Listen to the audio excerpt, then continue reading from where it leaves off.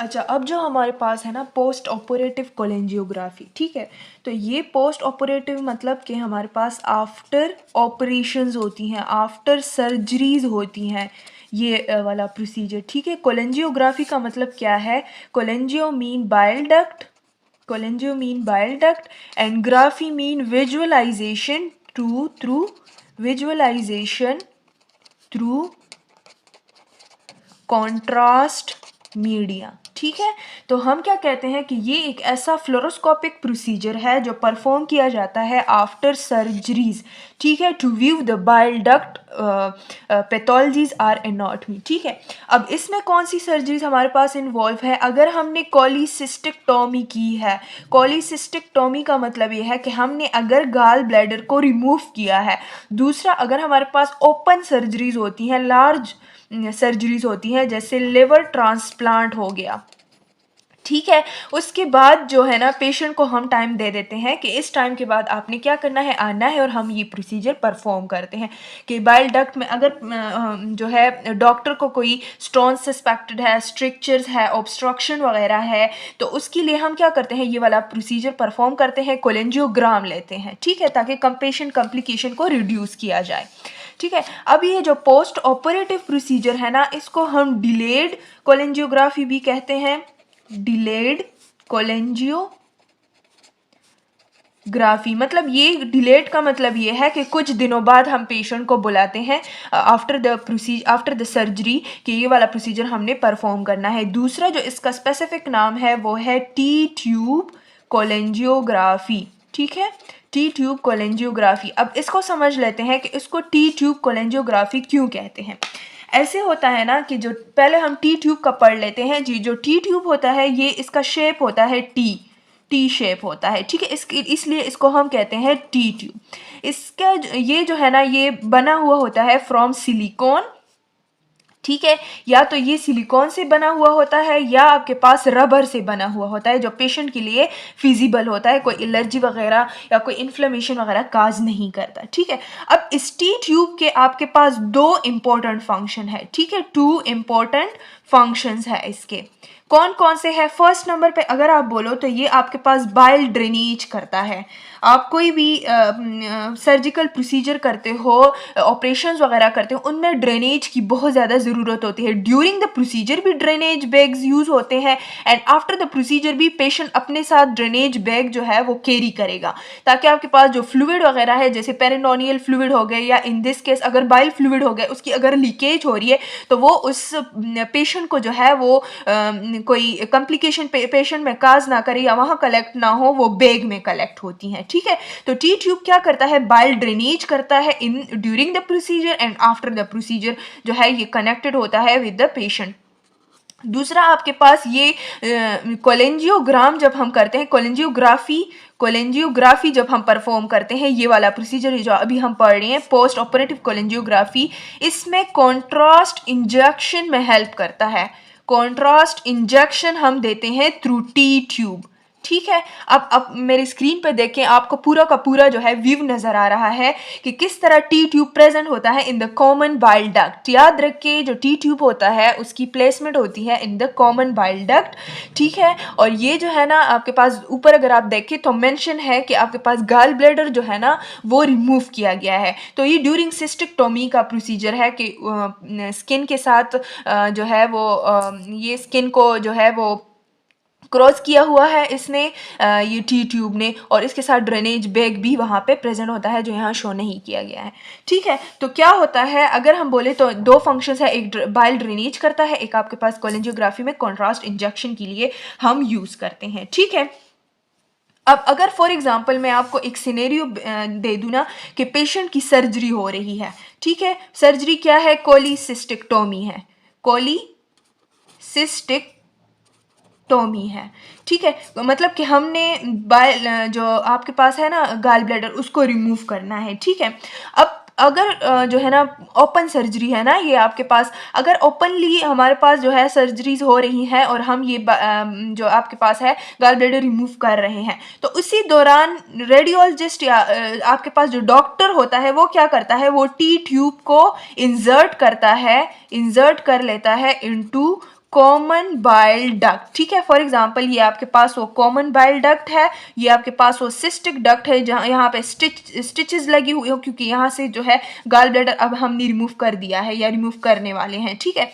तो यहाँ पे वो टी ट्यूब प्लेस किया जाता है इस तरह, ठीक है। टी ट्यूब इस तरह प्लेस किया जाता है और यहाँ पे एक ओपनिंग बनाई जाती है उसी कॉमन बाइल डक्ट में जो आपके पास बाहर की तरफ जो है निकलती है। फॉर एग्जांपल ये आपके पास है स्किन, ठीक है। ये टी ट्यूब क्या करता है, ये देखिए ये टी शेप है ना, ये कॉमन बाइल डक्ट है और ये टी शेप यहाँ से बाहर निकला है। यहाँ पे इसके साथ बैग जो है कनेक्टेड होता है, यहाँ पे ये बाइल ड्रेनेज बैग होता है जिसमें बाइल या कोई भी फ्लूइड कलेक्ट हो रहा होता है ड्यूरिंग द सर्जिकल प्रोसीजर या आफ्टर द सर्जिकल प्रोसीजर, ठीक है। तो ये आपके पास प्लेस हो जाता है, जो आपके पास सर्जन होता है वो प्लेस कर देता है into the common bile duct.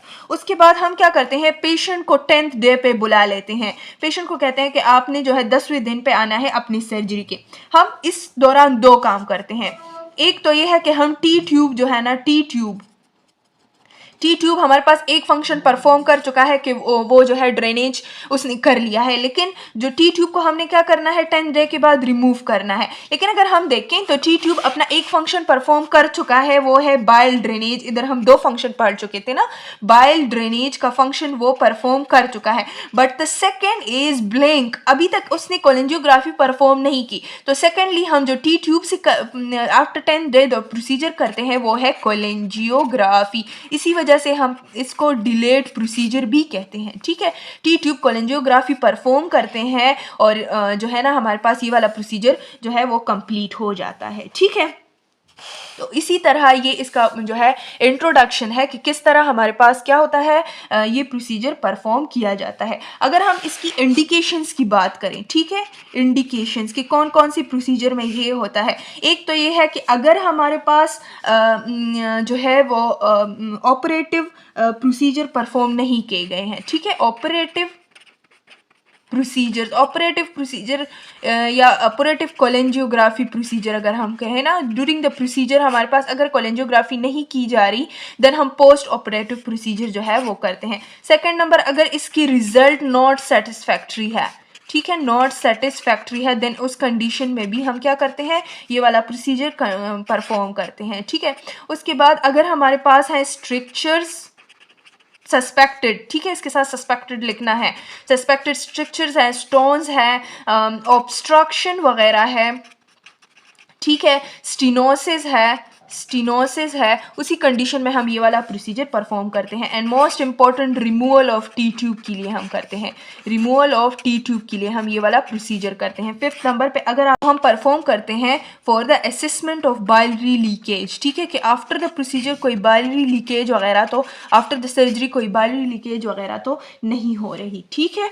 अब अगर हम कॉन्ट्रा इंडिकेशंस की बात करें, कॉन्ट्रा इंडिकेशन वही सेम है जो हम पढ़ चुके हैं इंट्रा ऑपरेटिव कोलेंजियोग्राफी में, कि हमारे पास अगर प्रेगनेंसी हो, ठीक है, प्रेगनेंसी में हम नहीं करते ये वाला प्रोसीजर, कॉन्ट्रास्ट नहीं दे सकते पेशेंट को। अगर कॉन्ट्रास्ट एलर्जिक रिएक्शंस है, ठीक है, कॉन्ट्रास्ट एलर्जिक रिएक्शंस है पेशेंट को, ठीक है। अगर हमारे पास जो है पेशेंट अनस्टेबल है या कोई ऐसी पैथोलॉजी है जैसे इन्फ्लेमेशन वगैरह हो गया या इन्फेक्शन वगैरह है इन द बाइल डक्ट, ठीक है, तो उस कंडीशन में हम ये वाला प्रोसीजर परफॉर्म नहीं कर सकते, कॉन्ट्रास्ट नहीं दे सकते, ठीक है। अगर हम पेशेंट प्रेपरेशन की बात करें ना, तो पेशेंट प्रेपरेशन में हमने वही पेशेंट प्रेपरेशन करनी होती है जो हम प्रोसीजर के लिए जो हम सर्जरी के लिए कर रहे होते हैं, बट सर्जरी हमने परफॉर्म की हुई होती है। अब सर्जरी के बाद अगर ये प्रोसीजर हम करते हैं तो पेशेंट का एंटीबायोटिक लेवल हम ज़रूर चेक करते हैं, ठीक है, एंटीबायोटिक चेक करते हैं।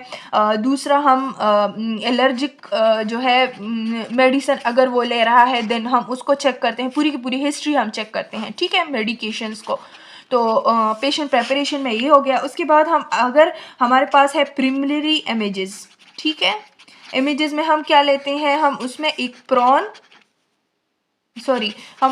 कॉन्ड सुपाइन पीएवी लेते हैं। कॉन्ड का मतलब ये है कि एक्सरेस को एक ही जगह पे जो है कोलिमेट करते हैं, और सुपाइन में पेशेंट की पीए पोस्टीरियर एंटीरियर इमेजेस लेते हैं, क्योंकि पीए में आपके पास बाइलरी डक्ट या जो आपके पास गॉल ब्लैडर सिस्टिक डक्ट वगैरह बहुत अच्छे से जो है वो विजुअलाइज होती हैं, ठीक है। तो ये आपके पास है प्रिलिमिनरी इमेजेस। उसके बाद अगर हम टेक्निक की बात करें, ठीक है, टेक्निक हमारे पास है, टेक्निक, ठीक है। टेक्निक में हम क्या कहते हैं कि हम पेशेंट को, सबसे पहले तो मैंने बता दिया कि सर्जरी हो जाती है, ठीक है। सर्जरी में क्या हो जाता है, फॉर एग्जांपल कोलिसिस्टिकटोमी, सिस्टिकटोमी जो है वो परफॉर्म हो गई, गाल ब्लैडर की रिमूवल हो गई, ठीक है। उसके बाद 10th डे पे हम पेशेंट को, 10th डे में पेशेंट को जो है वो बुला लेते हैं ताकि टी ट्यूब को रिमूव किया जाए। बट टी ट्यूब रिमूवल से पहले हमने कोलेंजियोग्राम लेना होता है, कोलेंजियोग्राफी परफॉर्म करनी पड़ती है। उसी कोलेंजियोग्राफी के लिए हम क्या करते हैं, पोजीशनिंग करते हैं पेशेंट की, ठीक है। पोजीशनिंग में सबसे पहले पेशेंट आपके पास होगा सुपाइन, ठीक है, पेशेंट सुपाइन होगा। आप सुपाइन पोजीशन में अब क्या करना है, पहले तो ये है कि उसका जो ड्रेनेज ट्यूब है ना, उसका ख्याल रखना है कि वो ज़मीन की तरफ हो, पेशेंट की तरफ ना हो, क्योंकि वो फ्लूइड जो है ना, ड्रेनेज ट्यूब में जो फ्लूइड है वो वापस पेशेंट की बॉडी में जा सकता है, ठीक है। तो सबसे पहले उसका ख्याल रखना है। दूसरा, हमने जो ड्रेनेज ट्यूब है ना आपके पास, फॉर एग्जाम्पल ये स्किन है, ये वो ट्यूब है, और इसके साथ आपके पास जो है वो यहाँ पे बैग कनेक्टेड है, ड्रेनेज बैग, ठीक है। और वो यहाँ पे जो है टी ट्यूब है आपके पास, जो कॉमन बाइल डक्ट में है, ठीक है। तो ये आपके पास है ड्रेनेज ट्यूब जो कनेक्टेड है विद द टी ट्यूब। अब इस ड्रेनेज बैग को आपने क्लैम्प्ड करना है। क्लैम्प्ड का क्या मतलब है, क्लैम्प्ड का मतलब है ब्लॉक करना है, ठीक है, कि मतलब इससे फ्लूइड आगे भी ना जाए और इससे इधर फ्लूइड भी ना आ सके, क्योंकि इधर अब हमने कॉन्ट्रास्ट इंजेक्ट करना है। उसके बाद आप क्या करना है, इसको क्लैम्प्ड कर लिया सेकंड स्टेप में। उसके बाद हमने करना ये है कि इसी ट्यूब जो स्किन से बाहर है इसकी क्लींजिंग करनी है, ठीक है, क्लींजिंग करनी है। कोई भी एंटीसेप्टिक हम यूज़ कर सकते हैं उससे, ठीक है, पेशेंट सेफ्टी के लिए।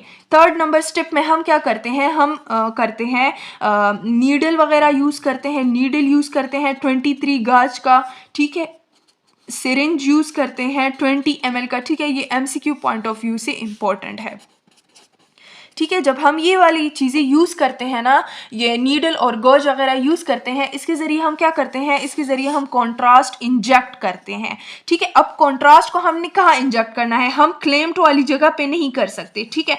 हमने between the clamped area and between the patient, for example ये पेशेंट बॉडी है ना, ये पेशेंट का स्किन है, ठीक है। Between the patient and between the clamped area हमने सिरिंज को जो है या नीडल को जो है वो इंसर्ट करना है, ठीक है। अगर आप अपने बुक में निकाले पेज नंबर 111, तो इधर आप देखें कि जो थर्ड नंबर पॉइंट है यहाँ पे लिखा हुआ है, the needle is inserted into the tubing between the patient and the clamp. Clamp का मतलब ये है कि कोई भी ब्लॉकेज है, उस ब्लॉकेज और पेशेंट के दरमियान हमने नीडल को इंसर्ट करना है।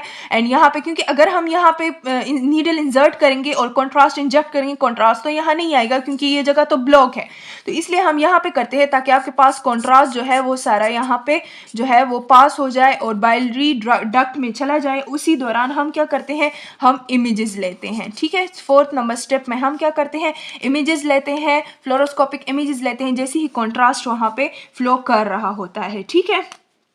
हम इमेजेस में जो है AP व्यूज़ भी ले सकते हैं, हम इमेजेस में PA व्यूज़ भी ले सकते हैं, हम उसके लिए ऑब्लिक व्यूज़ भी ले सकते हैं, ठीक है। ऑब्लिक में हम लेफ्ट भी ले सकते हैं एंड राइट ऑब्लिक व्यूज़ भी हम ले सकते हैं, ठीक है। तो ये उसकी पैथोलॉजीज पर डिपेंड कर रहा है कि कौन सी व्यूज़ हमने लेनी है, पेशेंट को पोजीशनिंग उसके बाद हर एक इमेज के लिए कैसे करना है।